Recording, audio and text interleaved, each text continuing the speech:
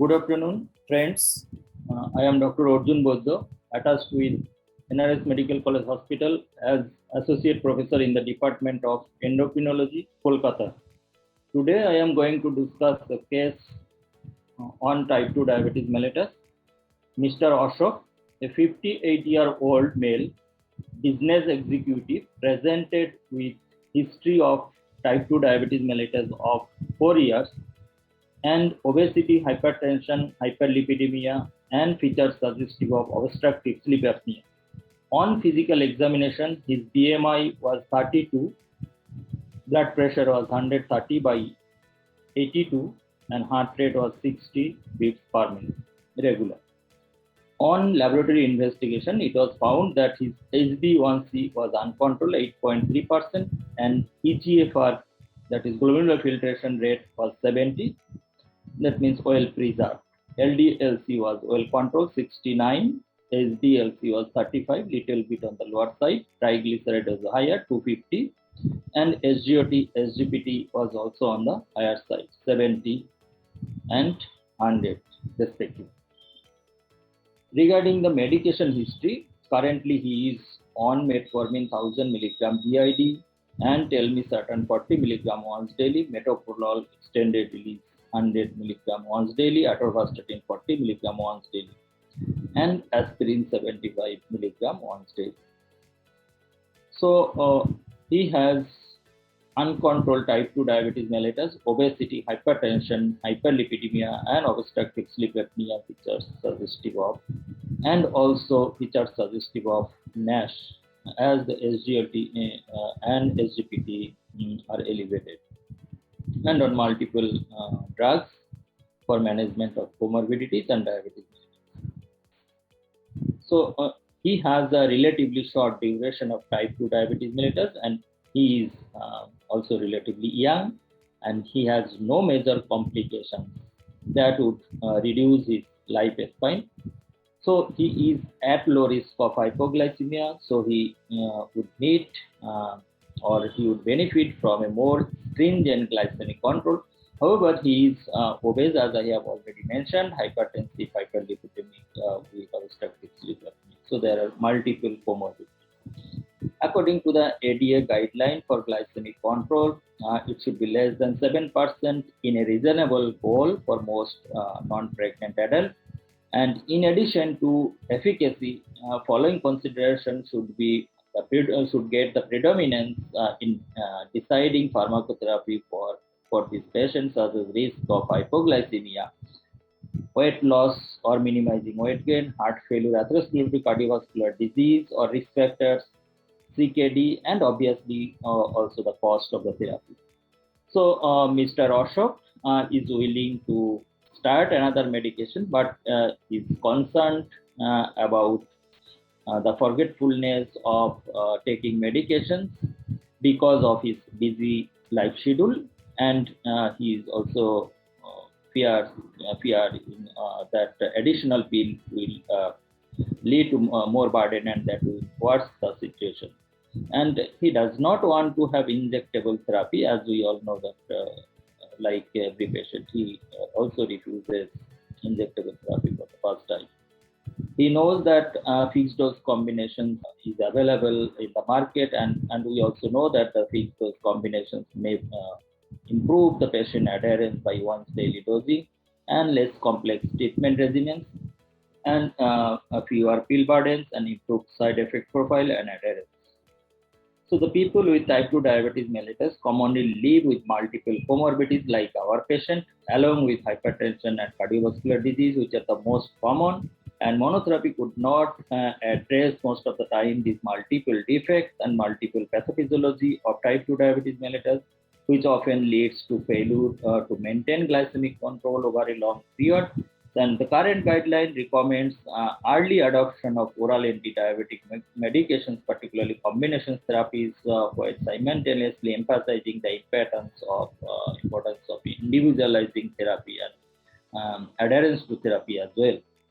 So the ADA recommends in appropriate situations like high-risk individuals with established atherosclerotic cardiovascular disease with type 2 diabetes mellitus or high risk for development of cardiovascular disease, the decision to treat with GLP-1 receptor agonist or SGLT2 inhibitor to reduce the MACE, that is major advanced cardiac events, hospitalization, heart failure, CV death, or CKD progression.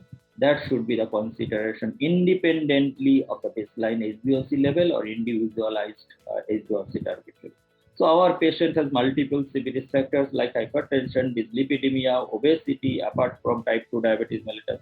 So in our patients, EMPA-LINA fixed dose combination, which is available as a first in-class treatment in SGLT2 and DB4 inhibitor combination group of drugs.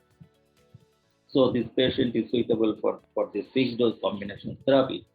So SGLT2 inhibitor is a class of novel oral glucose lowering drug that mediates glucose lowering action by increasing urinary glucose excretion via inhibition of the sodium glucose cotransporter 2 in the proximal renal tubule. And the mechanism of action is unique in the sense that it acts independent of insulin secretion and action and render it suitable to administer at any stage of the disease course of type 2 diabetes mellitus until the CKD stage 4.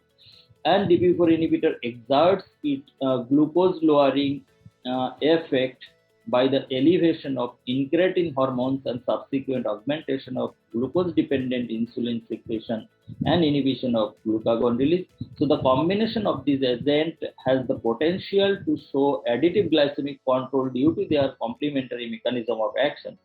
And we all know that EMPA-REG outcome trial, which is published long back, reported that 3-point MACE outcome occurred in a significantly lower number of patients, and the hazard ratio was 0.86. That means there was 14% relative risk reduction favoring empagliflozin compared to placebo on the top of a standard of care.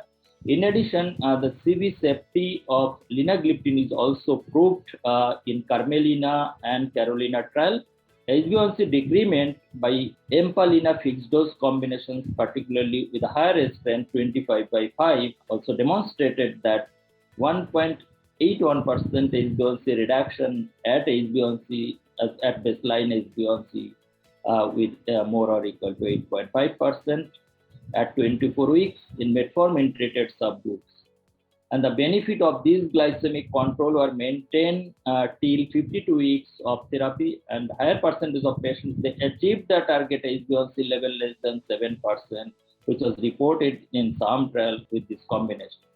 And the combinations also offer a suitable component in the strategy to achieve target HbA1c level without increased risk of hypoglycemia and weight gain, with improvement in overall lipid profile.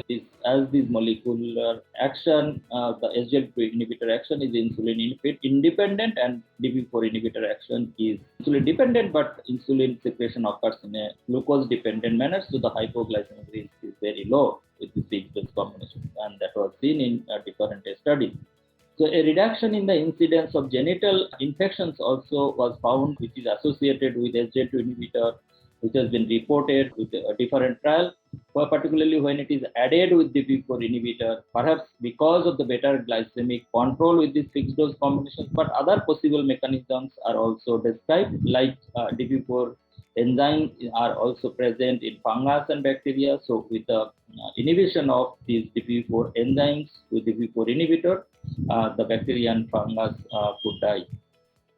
So to conclude, these EMPA-LINA fixed dose combinations provide robust HbA1c reduction that was shown in different studies, and it has got 2 to 4 times higher odds of patients reaching their target HbA1c level of less than 7% compared to individual agents with low hypoglycemic risk. And with SGLT2 inhibitor, there are multiple benefits in terms of reduction of MACE endpoints, hospitalization, heart failure, and also CV death. And with regards to DP4 inhibitor, it is CV neutral, that was proved in different studies like Carmelina and Carolina.